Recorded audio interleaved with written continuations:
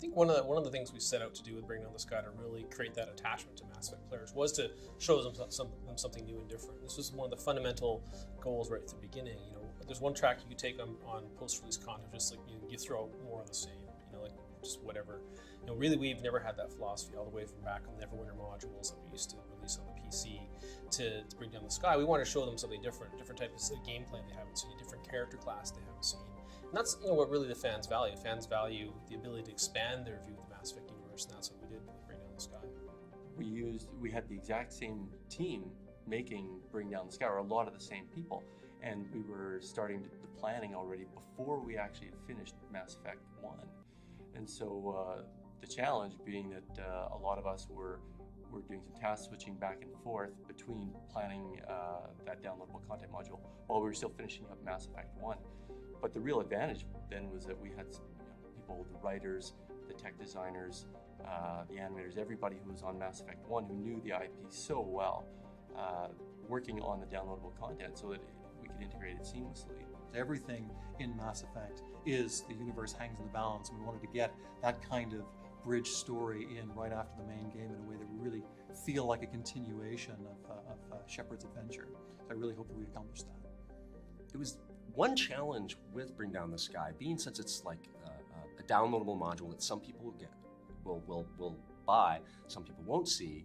We wanted to make it as integrated in the story as we could in the universe, but we couldn't make it part of the core planets, part of the core story, just kind of mirror off the core story and hint at things that would be coming in Mass Effect 2 and the books and such that. So for like Bring Down the Sky, you happen to be in the right space at the right time and get this new little piece of adventure around Terra Nova that reflects the main plot, has the Batarians that have been mentioned before, hinted at. The Batarians you deal with in Bring Down the Sky are terrorists, and there's a lot of bad blood between the humans and the Batarians.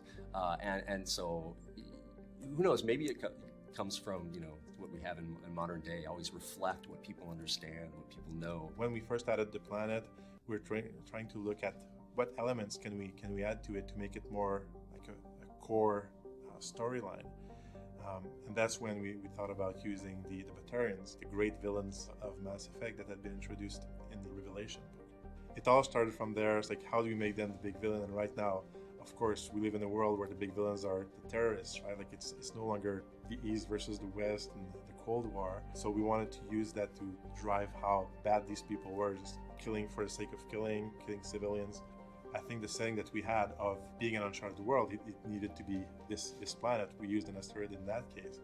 And visually, it creates this great view of the looming planet that you're just about to crash on. Kind of playing around with the idea is 4 eyes. Didn't want to go too many. 8 was probably out of question. Our character artists would panic. We had enough time trouble with some of the other stuff we were dealing with on the game. So we drew this up, and basically like this guy here, he had 4 eyes. Kind of the shape of the head is what we wanted. These interesting nostrils, and Matt did a really awesome job on them. We were trying to reuse some of the elements from the original game, and one idea was to take the mining entrance on Therum. I don't know if you remember this, but in the game this had the platform that you kind of walked up to, and then you would go down into the mines. We kind of liked the shape of this, and then just add up these 4 supports that would hold the rocket on, and got a reuse out of that. And it actually turned out really well. And then just by adding the effects, adding the sound, created this really unique piece in the level. Working on downloadable content is really a great opportunity because it's really like game development 101. In a very short time frame, you have to build the entire content of the game. Building Bring Down the Sky took in total about 8 months from beginning to end. There's a lot of planning at the beginning, so that doesn't, it's not all heavy development time. But planning started before Mass Effect actually had finished and we had actually released it. So we knew we can kind of add some interesting challenges to the module, and it kind of opened us up to kind of do a little bit more maybe difficult fights, add some new interesting puzzles. So it's kind of a challenge to us as designers to come in and try to come up with some new ideas. We knew that we couldn't have a code patch, so we're still living within the code base of the first Mass Effect, and it was really fun to kind of try to figure out what could we do new. So we came in and tried to make some more interesting Mako combats. We had like turrets with shields that could kind of, make it so that you couldn't cheat from long distances and snipe them from far away. Had a little minefield. Tried to soup up the combats a little bit with the Batarians. Try to give them a little bit of flavor, giving them like they have their own war dogs.